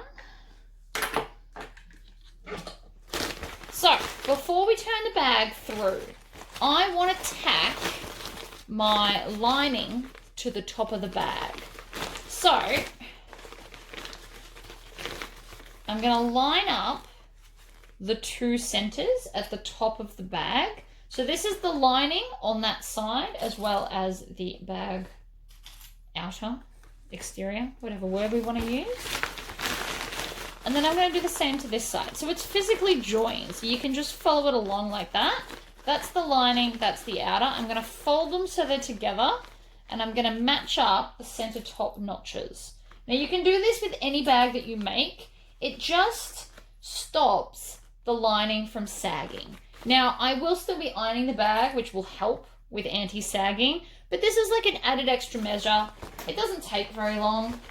So all I'm going to do is I'm just going to baste, basically, 2 or 3 inches along that top edge. It doesn't have to be hugely long. It's not the whole way around. That would be impossible to turn out. You'd be better off to just bind it if you were going to go the whole way around. But just that top little bit there is going to make sure that that can only sit up, which will in turn make the rest of the sides sit up. Now, if you've got a bag that's more square along the top and not rounded like this, you would do most of the square top part up until about 1 inch from the curves. So you do like pretty much the whole top. Okay, so we're going to go through the base of the bag and I'm going to just pick a corner, any corner, it doesn't matter, and I'm going to push. I push with my knuckles because I've got fake nails and I don't want to hurt myself, but we're just pushing that in so that we can grab it. And I make it talk like a puppet most times, even when I'm not on camera. It amuses me that my bag can talk. And then, so what I'm doing is I'm pushing the bag in and I'm rolling the lining out. So I want the lining to completely envelop the bag like that. If I get it to that point, from here it's easy. So you always want to get your first bit through, and then you just roll the lining onto the bag itself. And then I can just quite easily, gently but easily, pull the lining in one direction and the outer of the bag in the other, and it's all turned through. Flip those bits over there, like that. And then I'm going to put my hand back into the bag to punch out these corners. Because corners always give you the most grief.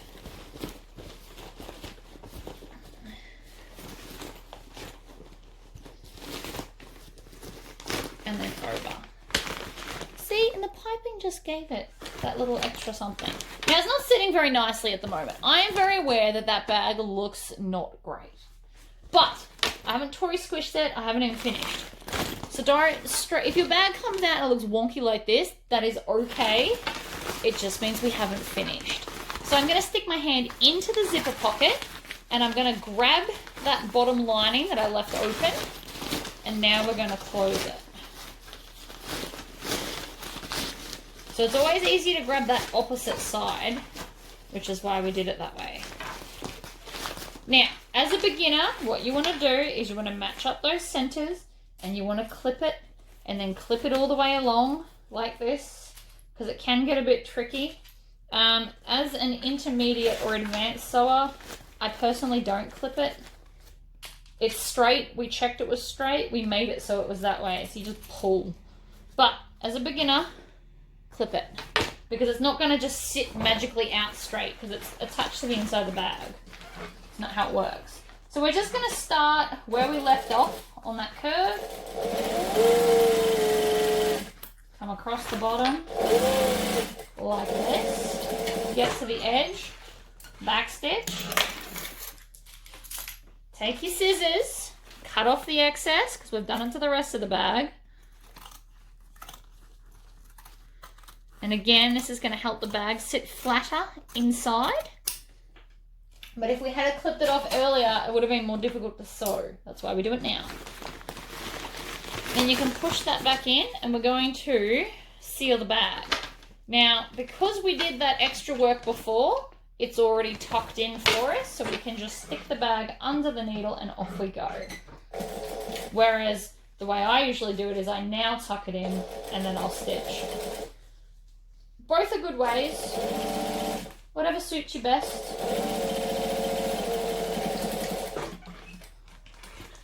Okay. So now technically the bag is done, but I'm not even close to finished. We still have to attach the handles. We still have to Tory squish everything and give it an iron. So, for the most part, the bag is sitting pretty smooth. I say pretty because it's not perfectly smooth. But what we want to do is we want to come and we're going to roll this so that the piping's right on the edge, and we're still going to Tory squish it.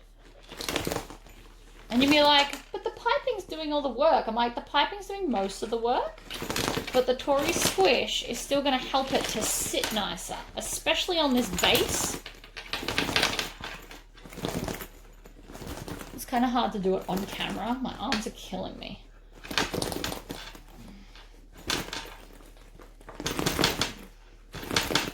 And what this is doing is, see how that's already sitting nicer. You just got to tack it a little bit. So you need to do the same to the other side. So I'm going to just start it off, work my way around.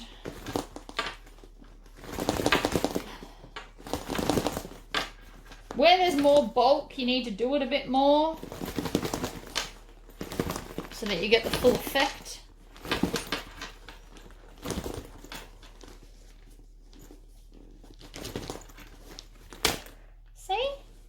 The bag's now actually sitting on its bag feet the way it's meant to.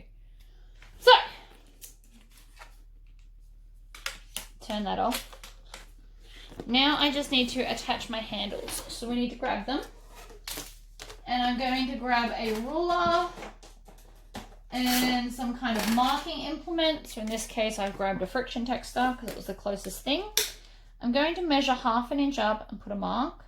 And then because I've used chunky squares, I need to go 1 1/4 inches up from that mark. And we're going to do 1/2, 1 1/4. And while I'm here, I'm going to cut off that little extra bit of vinyl because we don't need it there. The same problem on this end, but that's okay. Just trim it off. Because it's quite thin vinyl, I can use my snips. Otherwise, use some scissors if it's thicker, or you'll blunt your snippers. Okay. So now we need our hole punch. Ugh. I'm gonna punch a hole. 1, 2, 3, and 4. We're going to do the same to the other side. Now I used to, with my handheld punch, I used to just twist it around and punch, like on the bag. My issue with that is your handles may not be perfectly even. And we are aiming for even. Okay. This and these again. So I'm going to grab the bag. I'm going to pop it up and over. Put a post through both sides. Doesn't matter if you go front to back or back to front, as long as you're using double capped rivets and not single capped, which I have accidentally bought when I started. I did not realize there was a difference. And then we're going to go up through the other side and do the same thing again. This is really hard to do on this angle. I'm trying to show you what I'm doing. And everything's just, I don't know, a bit weird. And then squish. So then the other side, we're going to do the same thing. Doesn't matter if you go right to left or left to right. Right now I'm doing right to left, but usually I do left to right as far as which hole to put in first.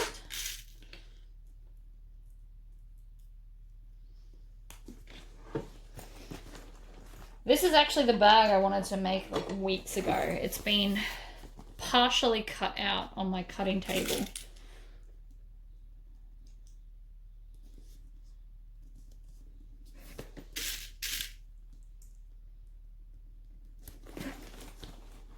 All right, handles are now on, which makes the bag look more complete. But we now need to go over to the iron, and we're going to iron the lining so it's all going to sit nice. The iron is now hot. Do not touch it, obviously, but it is hot. So the first thing I'm going to do is I'm going to lay the bag down, and I'm just going to stick my hands in and smooth the lining down towards the bottom like this. So that when I actually put the iron in there, and don't try this with a big iron, you need a little one. You don't want to touch any of the vinyl. And then I'm just going to work from top to bottom, ironing as I go. Now, my waterproof canvas is iron acceptable. I don't know about all of the other ones, so please don't quote me on that. Mine, I iron all the time, and it's fine. I've never melted it or had an issue. I always run my irons on the hottest temperature. And then I'm going to take it out.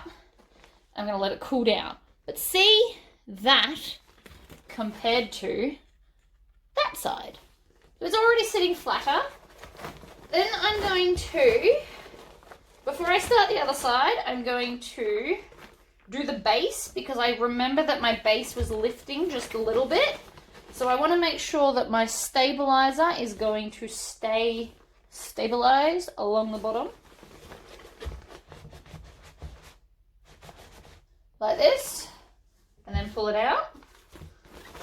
I have to admit, the smell of ironing my waterproof canvas is not brilliant. It's not toxically horrible, but it's also not brilliant.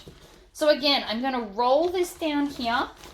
And then I'm going to push my lining so it's as flat as I can get it by hand, and then I'm going to put my iron in carefully so I don't touch the vinyl, and then I'm going to iron it And what this is doing is it's actually ironing it to the foam on the backing.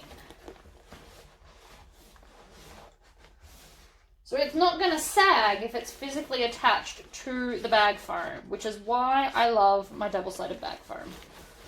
This is not me plugging myself, because you can buy it from Spotlight if you wish to, but the double-sided bag foam is definitely helping. Now, one other thing I want to do, you may not know about this one, is I'm going to turn the top bits out. And you'll be like, but why?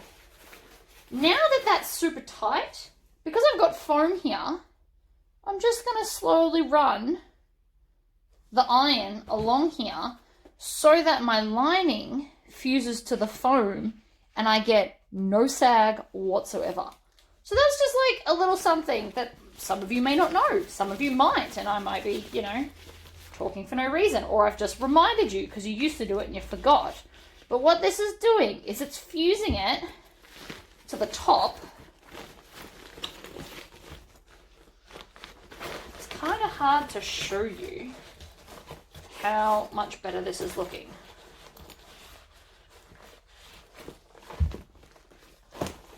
But it's just that little subtle thing that I've done. I also need to do these side bits. See how they're puffy? I haven't ironed them yet, that's why. So I'm going to hold it up. I'm going to put my iron in so I don't touch the vinyl. You don't want to touch the iron on here. You will wreck it. We don't want to play that game. We've just spent however long making it. So I'm going to iron both sides. Like that. And so now the inside of the bag looks so much better. And then you can zip it up and your bag is complete. Voila. So that's just some of the add-on things that you can do. There's heaps more things that I can think of, like embroidery here, different straps, only have a crossbody. I wrote this pattern so it's slightly more beginner friendly, but you can jazz it up. Like I've just done piping and side pockets, and it's like a whole new fun thing going on. And that should be big enough to fit your phone. I obviously can't show you, I'm recording on my phone, but you get the idea. So there you go, guys. I hope this was somewhat helpful, or if not, just fun to watch. Until next time.